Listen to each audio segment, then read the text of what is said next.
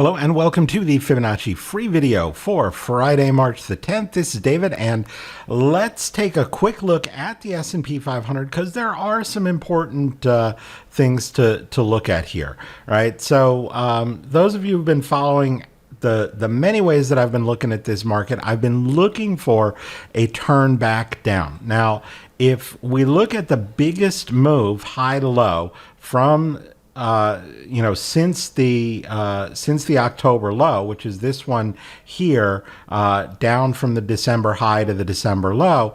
If we look at the move back down from February, right, we've broken symmetry here today, maybe only by a little bit, right? About 13 points below this 38.59 level, which is where the move down from February would be equal to the December decline. But that is enough to now make this be the largest move to the downside since the October low. That is certainly a warning. If we don't get back above that level pretty quickly, that we may have started, right, the turn back down, which I've been anticipating. Now, continuing with symmetry, because it is a pretty important tool, if we do start to bounce from today's low, right, and this is a level that we'll have to watch pretty closely, because there's no and perhaps adjust, because if we do bounce from nearby, it could be from modestly lower on Monday.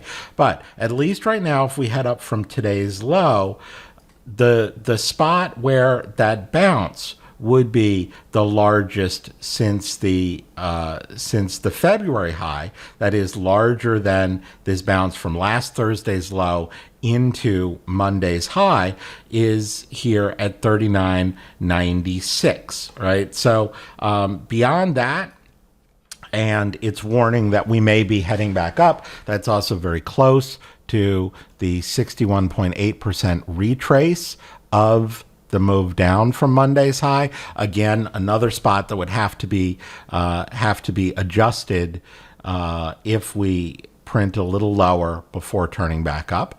So I'm going to be cautiously bearish so long as we stay below those levels.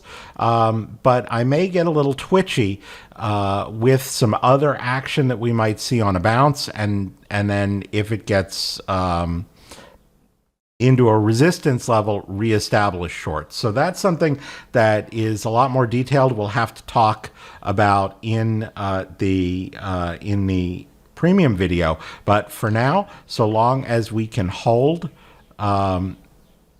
below this 38.59 level and continue to be below that symmetry level in the S&P 500, I will continue to be focused on the downside. So hope you found that useful, and I will see you at the next update. Hey, David here with Simpler Trading. Thanks for taking a few minutes to watch this video. I hope you found it useful. And if you did, please help us out. Click the like button. You can also add your comments below. We love to read those and respond to them. You can also click the bell icon. That will alert you whenever we have new and updated videos. And if you want to watch us trade in real time with our own money, you can visit simplertrading.com to learn how to sign up. Until I see you again, as always, good trading, and we'll see you at the next video.